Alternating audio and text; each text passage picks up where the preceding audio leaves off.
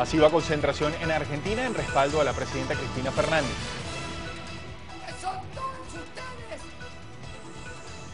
Indígenas bolivianos inician 9ª marcha hasta La Paz. El gobierno garantizará la seguridad de la movilización. Miles de hectáreas en el departamento de Nariño, en Colombia, están bajo las aguas. Alerta por lluvias en Venezuela. El gobierno declaró emergencia en el estado Táchira, al occidente del país. Violencia en Siria. Nuevo atentado en Damasco deja 9 muertos y decenas de heridos. La ampliación de estas y otras informaciones en las emisiones de Telesur Noticias.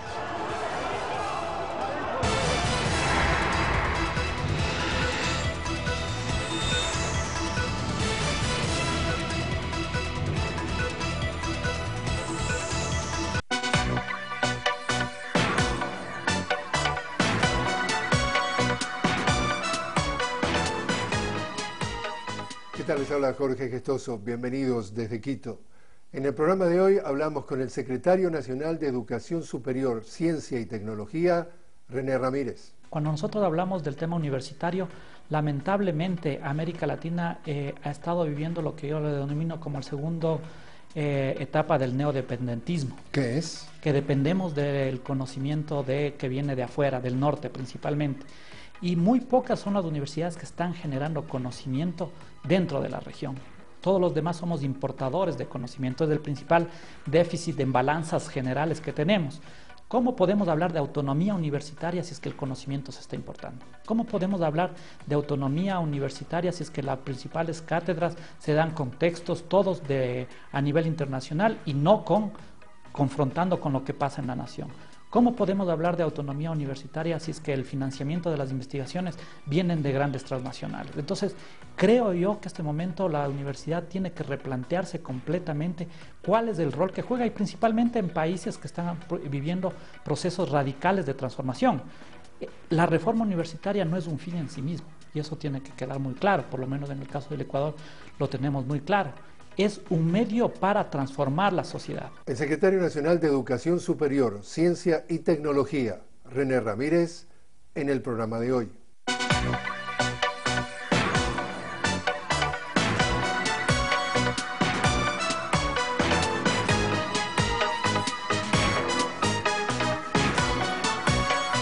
Con ustedes, Jorge Gestoso. René Ramírez, una cálida bienvenida al programa. Muchas gracias por la invitación, Jorge. ¿Qué porcentaje de la población del Ecuador estudia a nivel universitario?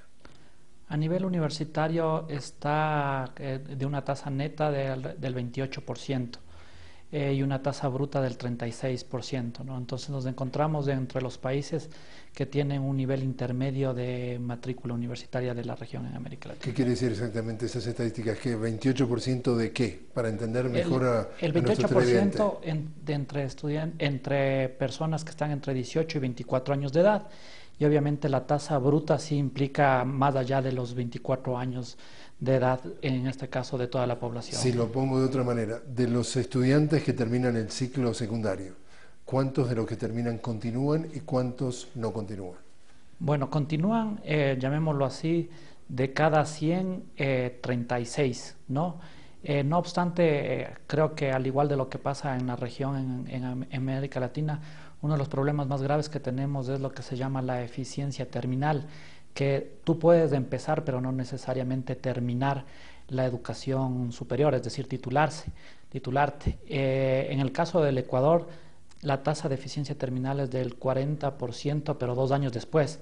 ¿A qué me refiero con esto? Que las personas que se matricularon, o sea, de ese 36%, el 46% termina su carrera, pero 2 años después de lo que debería haber terminado. Entonces ahí tenemos también un problema bastante importante dentro del sistema educativo. O sea, para decirlo de una manera más sencilla, de 100 ecuatorianos que terminan la enseñanza secundaria, 36 continúan en la educación superior. Pero de esos prácticamente menos de la mitad terminan, y terminan todavía más tarde de lo que debían. Exactamente, sí. Entonces son problemas que en este momento estamos enfrentando en el caso ecuatoriano, ¿no?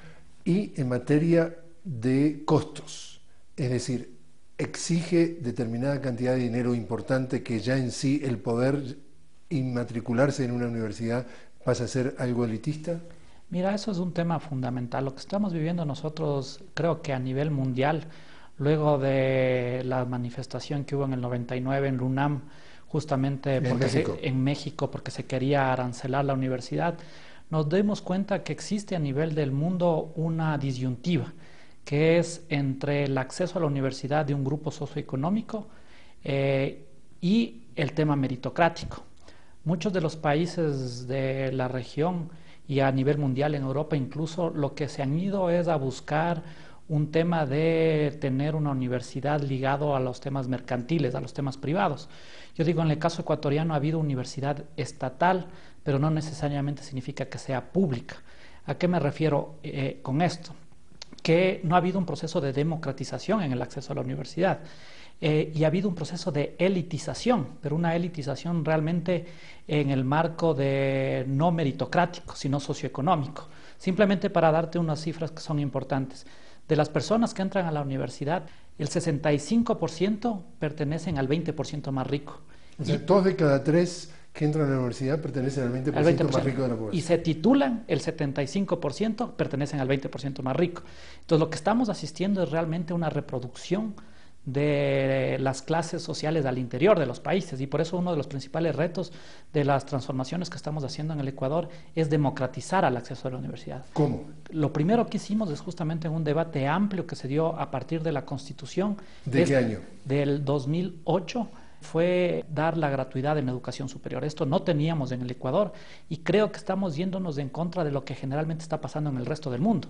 Veamos lo que pasa en Chile, que es el símil a la burbuja inmobiliaria. En Chile lo que está pasando es una burbuja educativa, que las personas no pueden cancelar, inclusive así vayan a universidades públicas. Entonces, la gratuidad es un punto fundamental, pero es el punto de partida.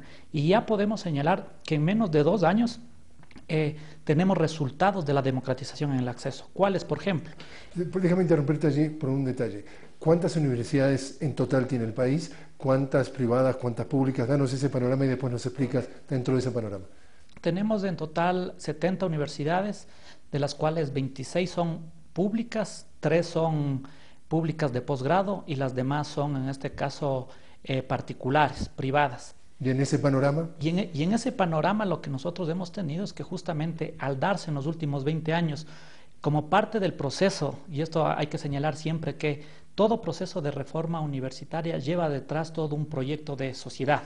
En el caso del Ecuador, en los últimos 20 años, lo que hubo es un proyecto neoliberal de construir una sociedad y por lo tanto hubo un proceso de privatización. Se crearon en el 2000, a partir del 2000 se crearon la mayoría de universidades particulares que tenemos en este momento en el sistema. Entonces esto llevó a que realmente se dé esta elitización socioeconómica en que los estratos más ricos son los únicos que pueden acceder. Pero lo que te mencionaba con respecto a la gratuidad, este momento nosotros ya podemos ver resultados. En el 20% más pobre se ha duplicado prácticamente del 9 al 20% la matrícula de los más pobres. De los indígenas también se ha duplicado del 7 al 14%. Y de los afroecuatorianos algo similar, una duplicación. ¿Por qué? Por el tema de la gratuidad. Pero eso no es suficiente. Y nosotros estamos yendo a un nuevo proceso que lo estamos implementando a partir de este año, que es el tema del Sistema Nacional de Admisión y Nivelación. ¿Qué es eso? Es un nuevo mecanismo para entrar a las universidades, ¿no? Y que consiste en que nosotros sabemos que tenemos un problema en la educación media. Y sabemos que... ¿Qué es la educación media para ustedes? ¿Entre qué año y qué año? Lo que sería el bachillerato... El ciclo secundario. Sí, el ciclo secundario. Entonces, ya venimos con rezagos y una heterogeneidad y una desigualdad bastante grande en ese nivel educativo.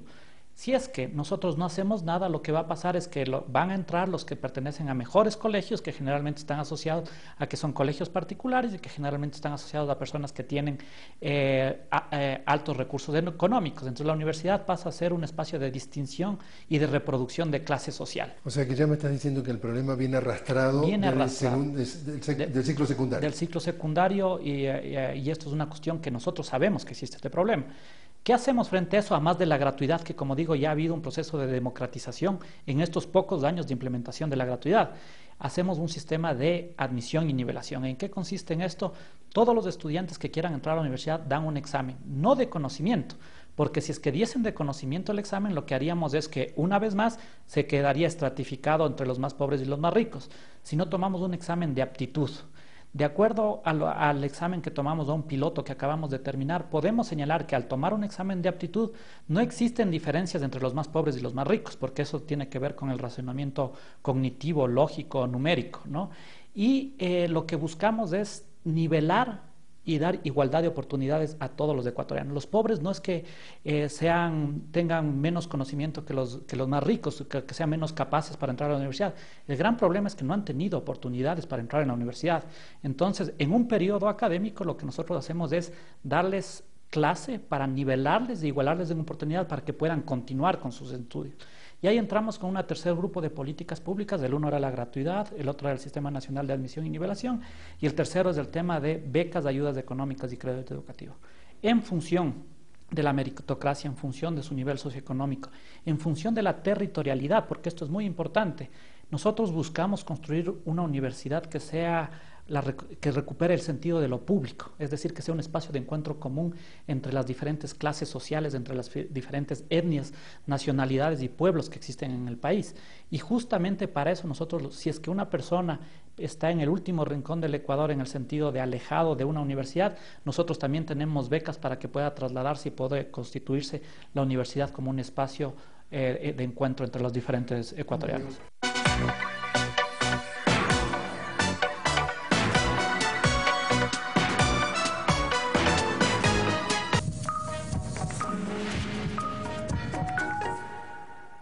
En el baloncesto, los reglamentos establecen claramente medidas y condiciones específicas tanto para la cancha de juego como para la canasta. La cancha, por ejemplo, debe medir 28 metros de largo por 15 de ancho, delimitada por una línea blanca de 5 centímetros de grosor claramente visible. La canasta debe tener un tablero de 1,80 metros de ancho por 1,05 de alto y estar a 3,05 metros del piso.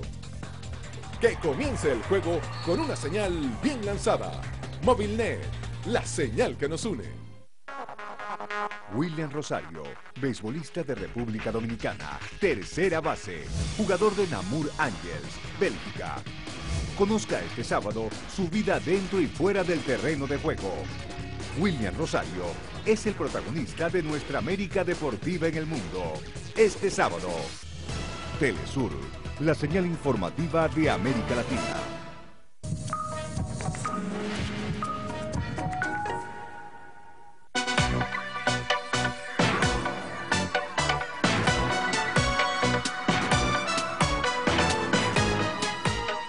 Me gustaría que nos aclararas una cosa, y es, hablabas de que de las 70 universidades que tiene el país, 26 son del Estado, son públicas, y tú decías, ¿hay algo diferente entre público y Estado o público y gratuito? Aclárenos eso. No, lo que yo señalaba es que antes de este gobierno, lo que nosotros teníamos es universidades estatales, pero no públicas. ¿Qué quiere decir eso? ¿Por qué? Porque las universidades estatales tenían un proceso igual de búsqueda de, llamémoslo así, de utilidad económica. Y arancelaba, había que pagar. Y esto, de acuerdo a estudios que he hecho yo inclusive personalmente, llevaba a que se dé un sesgo para que inclusive en la universidad estatal ingresen los estratos más altos. Quiero decir que en ese momento no había ninguna universidad que... Era completamente gratuita para... ¿Y ahora? Ahora ya es gratuita completamente. ¿Cuáles? ¿Las 26? Las 26 universidades son gratuitas porque las otras 3 son de posgrado y la gratuidad solo llega al tercer nivel, no al cuarto nivel. Si tú tuvieras que hablar una cifra promedio de cuánto cuesta un año en una universidad media en cuanto entre el precio más alto y el precio más bajo de estas universidades privadas, ¿de qué dinero estamos hablando?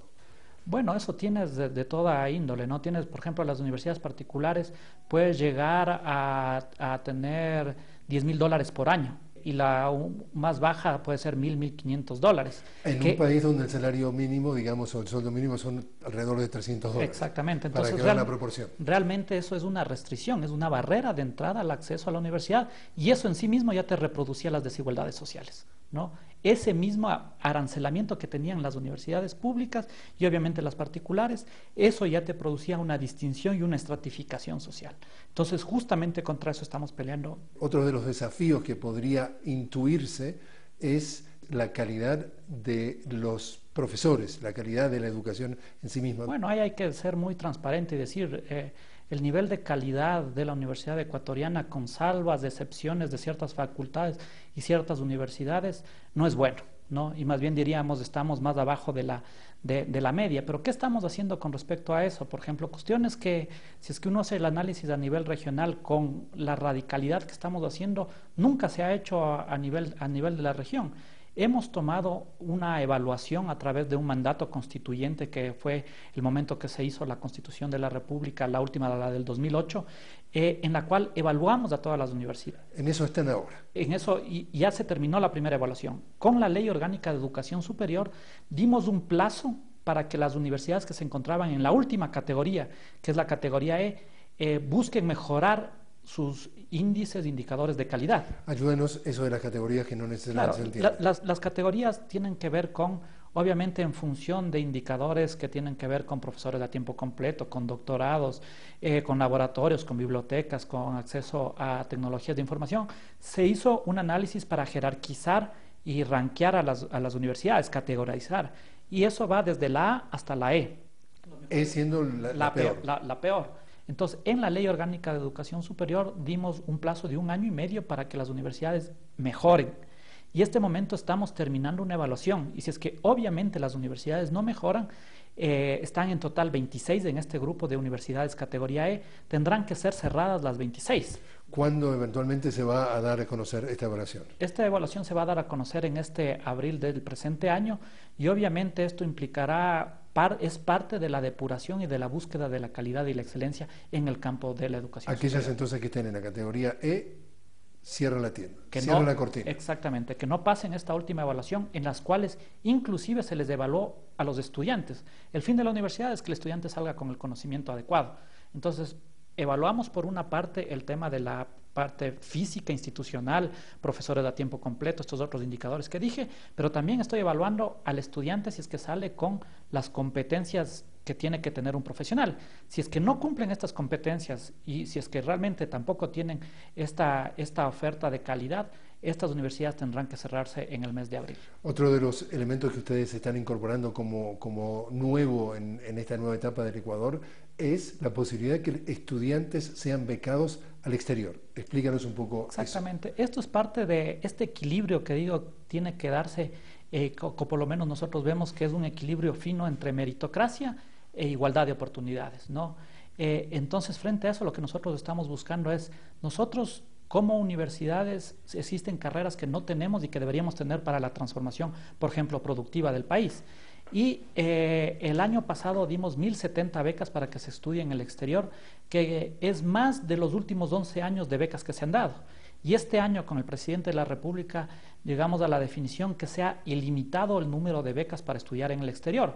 ¿En el exterior, qué países del exterior? Bueno, nosotros hicimos una lista de 1.000 universidades, 1.200 universidades, en función de un ranking, de los rankings que se hace, y toda persona que pase los exámenes y que sea admitido, nosotros pagaremos completamente. Y tenemos otras becas que se llaman las becas de excelencia, que las personas o los estudiantes que accedan a las 50 mejores universidades, igual pagamos todo completamente el acceso hacia estas universidades. Estamos hablando de europeas, estadounidenses, asiáticas, también latinoamericanas. Entonces estamos hablando de que enviamos a estudiantes a que estudien en las mejores universidades a nivel mundial, y para esto no existe restricción presupuestaria.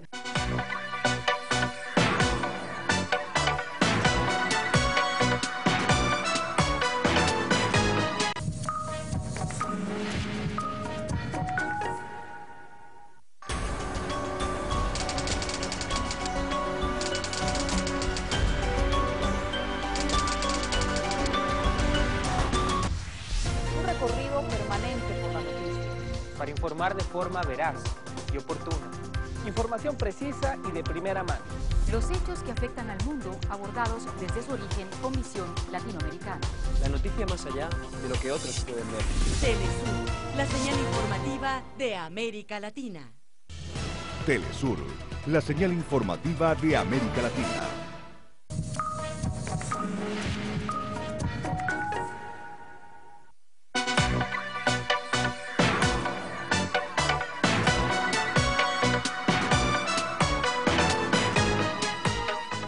América Latina, ¿qué universidades te inspiran respeto?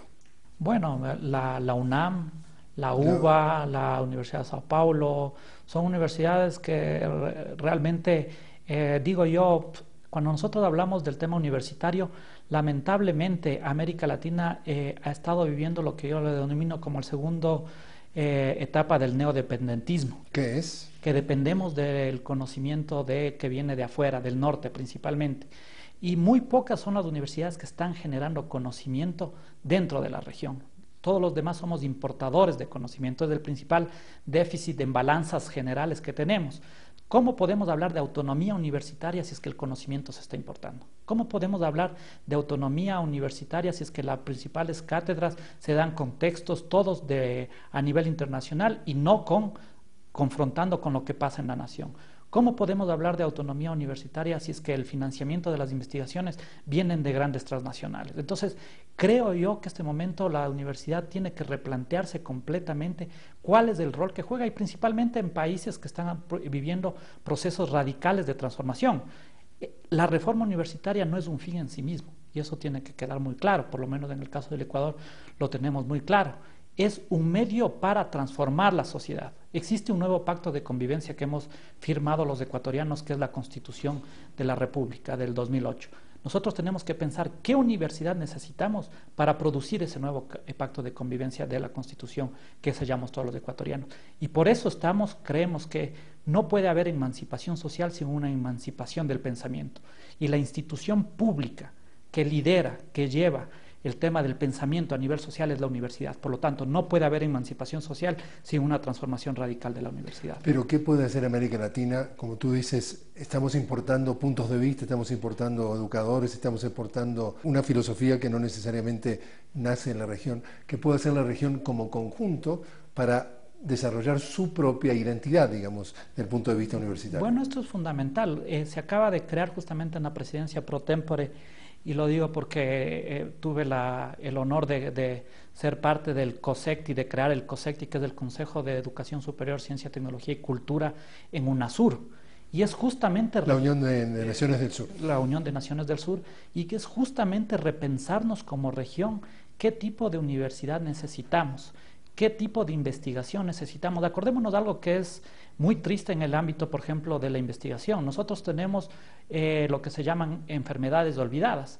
Enfermedades que, dado que no es rentable, simplemente para poner el ejemplo de lo que pasa en la región, dado que no es rentable para las grandes transnacionales, no se investiga para solucionar los problemas del perfil epidemiológico que tenemos en la región.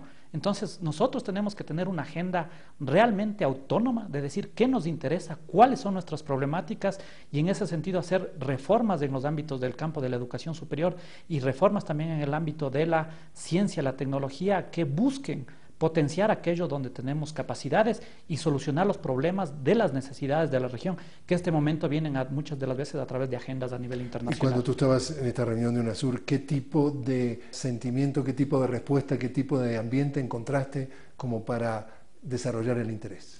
Bueno, hay mucho interés, pero también hay algo que vale la pena señalar. Existe todavía mucha divergencia y mucha diferencia en términos de las diferentes calidades que tienen los diferentes países. No vamos a comparar, por ejemplo, los niveles que está Brasil o Argentina con los propios que tenemos en Ecuador. Entonces, ¿quién está mejor y quién peor? Brasil, Argentina tienen mucho mayor desarrollado el nivel académico e investigativo que en el caso ecuatoriano. Entonces tiene que haber aquí un pacto regional como parte de la integración. Y hay algo fundamental: mientras muchas veces se hablaba en el neoliberalismo que la integración viene dada a través del comercio, nosotros creemos que se pueden generar integraciones a través de redes de conocimiento, que se pueden generar integración a través de la movilidad, por ejemplo, de estudiantes, que en este momento no se dan porque existen disparidad a nivel de universidades, que se puede dar integración a través de la movilidad de profesores o de problemas comunes y soluciones comunes en la región, porque tenemos los mismos problemas en muchos de los países y podemos trabajar, y estoy convencido que tenemos las capacidades de hacerlo. Háblanos del Plan Prometeo. El Plan Prometeo es parte de una propuesta que tenemos de acortar distancias en términos de velocidades sobre científicos. La hipocresía de la globalización lo que ha llevado es que realmente a los migrantes de los países del sur se les ponga todas las trabas para que salgan inclusive de los países, pero sin embargo ha habido lo que yo le denomino robo de cerebros, en las cuales los latinoamericanos o los ciudadanos del sur que tengan alto nivel de formación, sí les buscan inclusive atraer en los países del norte. Nosotros lo que estamos buscando es, sabemos que mientras los estudiantes van a hacer las becas de posgrado, de doctorado o de postdoctorado, se demorarán 2, 4, 5 años, nosotros no tenemos tiempo que perder. Y tenemos que buscar justamente que se dé la transferencia, que los científicos de todas las partes del mundo, del sur, del norte, de todas las partes, vengan al Ecuador y puedan ayudarnos en que son realmente todavía bastante grandes en el caso del país. Hay consenso de que uno de los grandes desafíos que tiene América Latina es, en este momento está viviendo un momento de bonanza, un buen momento económico, en la mayoría de los casos el mejor momento económico en décadas, y el gran desafío para competir a nivel mundial es la falta de preparación, la capacitación humana. ¿Estás de acuerdo que tenemos ese desafío por delante? Sí, mira, aquí nosotros tenemos que pensar en el mediano y largo plazo como región.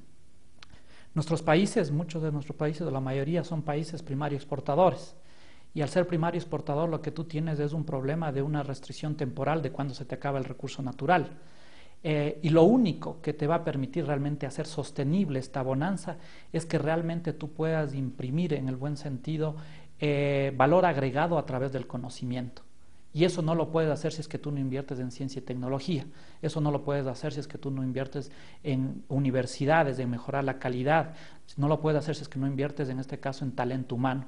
Y eso es lo que justamente nosotros estamos haciendo y creo que el resto de la región también está empeñado en hacer. Obviamente siempre pensando en que tiene que haber procesos de democratización del acceso a la universidad y que el conocimiento y la universidad tiene que ser visto como un bien público y no un bien privado, como realmente sucedió en los últimos 20 años dentro de la región. Una de las asignaturas pendientes en el Ecuador es el tema de la investigación. Completamente, pero no únicamente del sector público. Aquí vale la pena señalar que si es que como sociedad no invertimos en investigación, realmente no vamos a ir a ningún lado. En las universidades, del presupuesto que reciben, el 3% dedican a la investigación. Y en el sector privado, el 0.16% de las ventas se dedican a investigación científica. Con esos niveles de inversión realmente no iremos a ningún lugar. En el penúltimo Consejo de Planificación que evaluamos el Plan Nacional para el Buen Vivir, justamente propusimos nosotros al Presidente de la República y a todo el Consejo que una de las metas que tenemos que llegar es llegar al menos al 1.5% del PIB en temas de I+D+I.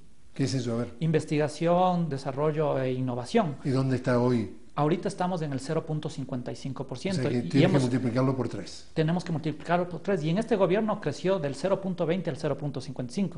Pero eso es completamente todavía insuficiente para los saltos cualitativos que tenemos que dar como país y como Ecuador. Y el presidente lo tiene muy claro en el sentido de que esta tiene que ser la principal apuesta que tenemos que tener y que tiene que ser una política de Estado, más allá de que cualquier gobierno esté dentro del poder, ¿no? Por último, si tú tuvieras que resumirlo en una idea, en una frase, ¿cuál es el mayor desafío que tiene la educación superior en el Ecuador? El mayor desafío que tiene la educación superior es buscar la excelencia a través de procesos de democratización en su acceso, ¿no? Y con una pertinencia en función de las necesidades del país y no completamente autónoma, no completamente aislada de lo que ha sido estas necesidades que ha tenido el Ecuador. René Ramírez, muchísimas gracias por haber estado con nosotros. Muchas gracias, Jorge, por la invitación. Y a ustedes también, gracias por habernos acompañado. Les habló Jorge Gestoso desde Quito. Los invitamos a que nos acompañen en un nuevo programa. Hasta entonces.